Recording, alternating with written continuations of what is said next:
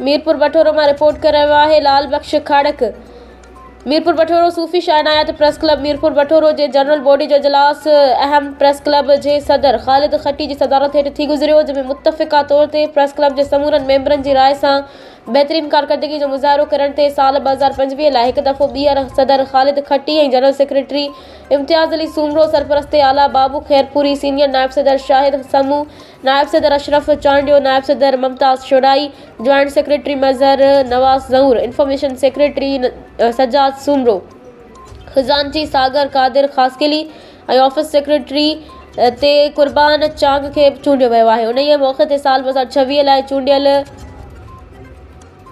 सदर ख़ालिद खट्टी जनरल सेक्रेटरी इम्तियाज़ अली सूमरो इजलास के ख़िताब कंदे चयो त गुज़िरियल साल प्रेस क्लब के दोस्तन तरफ़ां ॾिनल ज़िम्मेवारी के निभाईंदे प्रेस क्लब में तामीराती कम शुरू कराईंदे।